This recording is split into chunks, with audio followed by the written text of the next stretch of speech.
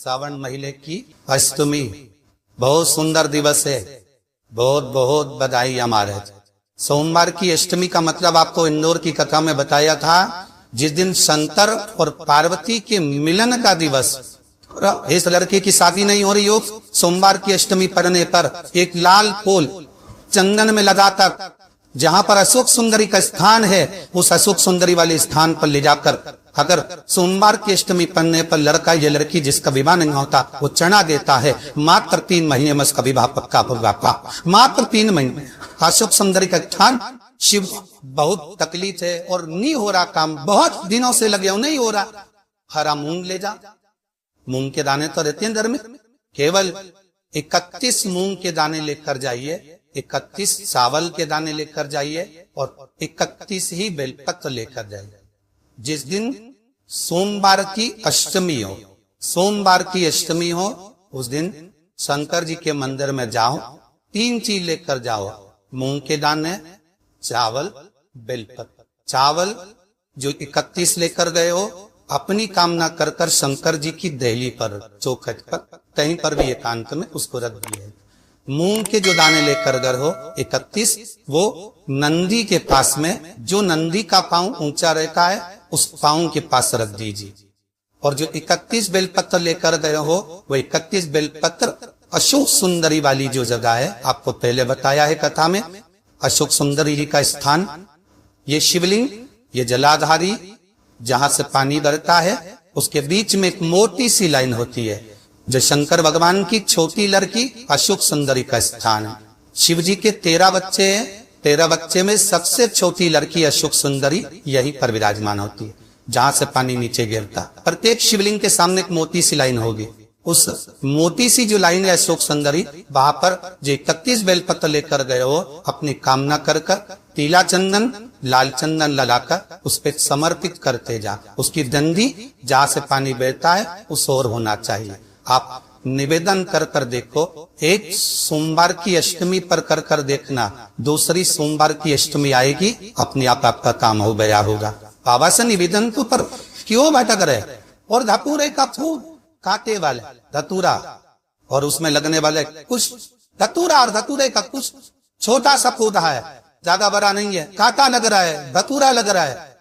और उसमें भी साधारण धतूरा नहीं, जिस धतूरे के नीचे की डंडी लाल कलर की होती है, अगर वो सोमवार की अष्टमी को देवाधिदेव महादेव को समर्पित करी जाती है, तो उसके घर में कभी संपदा की कमी नहीं होती है। वो धतूरा साधारण में, धतूरे में भी लाल डंडी, जैसे धतूरा गोल होता है उसके नीचे छोटी सी डंडी, देखा है आप लोगों ने? धतूरे के अंदर नीचे छोटी सी डंडी होती है, जब तोड़ोगे तो वो डंडी का कलर अगर लाल है, वो डंडी का कलर अगर लाल है, और तभी हम तो कहेंगे जैसे बड़ी बीमारी जिसको हो जाती है, लीवर, किडनी, कैंसर आदि आदि बड़ी बीमारियों से जो जूझ रहा होता है, प्रयास कर महामृत्युंजय का जाप कर कर, महामृत्युंजय का स्मरण कर कर, एक लाल डंडी का धतूरा प्रयास करना, एक धतूरा मिल जाए या 5 धतूरे मिल जाए, किसी भी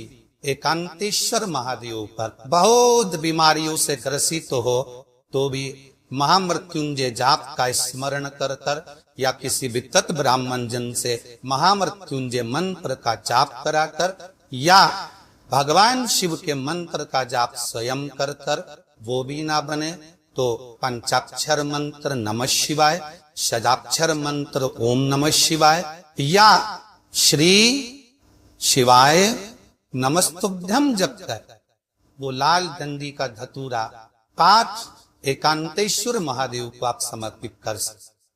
वो रोग थम जाएगा, जो दवाई खाओगे वो शरीर को लगना प्रारंभ हो जाए और आप स्वस्थ होना प्रारंभ हो जाए।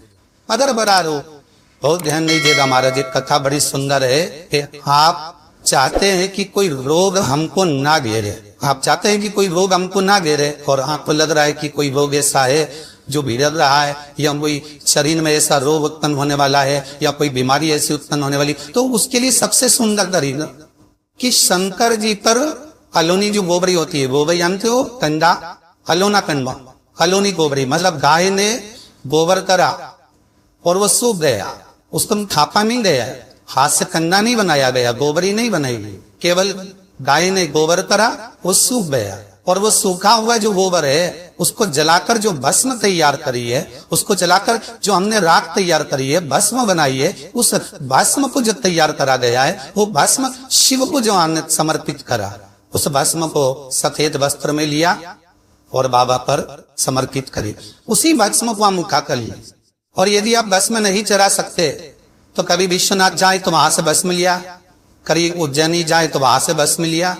उस भस्म को हम यदि अपनी नाभि से बक्षिस स्थल के मध्य में त्रिगुंड लगा लेते हैं, जीवन में अगर आप मात्र के महीने में एक बार भी त्रिगुंड अपने बक्षिस स्थल के नजदीक में नाभि से ऊपर अगर लगा लेते हैं महाराज, तो ऐसा कोई बड़ा रोग आपकी जिंदगी में प्रवेश कर ही नहीं सकता। इस शरीर की, इस शरीर के अंदर भस्म में जो सुख है, भस्म का जो आनंद है, भस्म का जो रसतत्व है, उसको समझिए। 11 आम के जो पत्ते जिस डाली में लगे होते हैं, वो डाली कोमल सी डाली, 11 टुकड़े 25 सूत से लपेट कर 11वां उसका भाग जब उसको लपेट लोगे इस तरह से इकट्ठा करके, आगे का जो भाग है 11 बार कच्चा सूत लपेटने के बाद जो भाग पीछे का आगे तक कोई भी हो, उसको शहद पर डुबाकर शिव जी को समर्पित कर दो। इस जगह पर रखना है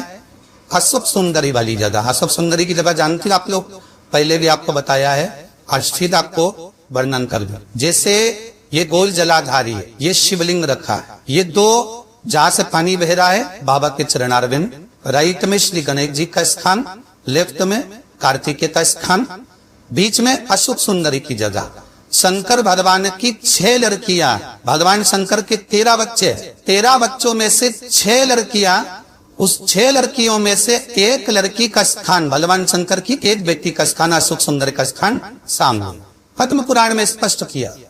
ये स्थान अशुभ सुंदरी। शंकर भगवान की जलाधारी में पार्वती जी का हस्तकाल, ऊपर से जो एक एक बूंद पानी गिरता है, ये शंकर भगवान की 5 लड़कियों का स्थान है, जया, विषहरा, सामरी बारी, दोतली और देव। शंकर भगवान की 5 लड़कियां भगवान शंकर के मस्तक पे जल की धार गिराएंगे। बीच में जो अशुभ सुंदरी का स्थान है महाराज, उस जगह पर शहद का मुख, जो शहद आपने भिंगोया है, उस शहद का मुख शंकर जी की ओर कर कर शंकर भगवान के उस अशुभ सुंदरी की जगह पर शहद का भाग शिव जी की ओर रख दे।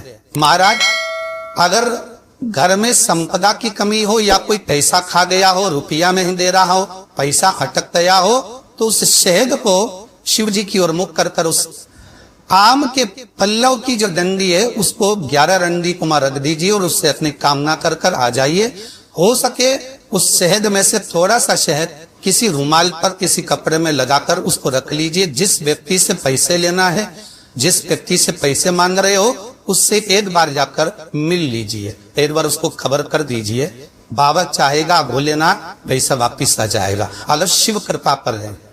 हे बाबा की कृपा। आम का पल्लव को साधारण में जिसको कलश के ऊपर रखा जाता है, शिव की कृपा। जिस आम के पेड़ पर स्वयं कामदेव चढ़कर भगवान शंकर के तीसरे नेत्र द्वारा जलकर भस्म हो जाते, आम का पेड़ साधारण नहीं हो।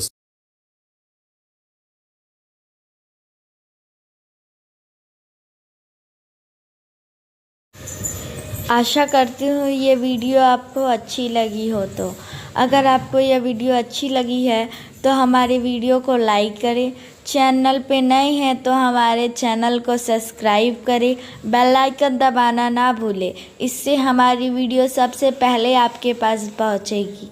धन्यवाद। कमेंट में हर हर महादेव लिखना भी ना भूलें।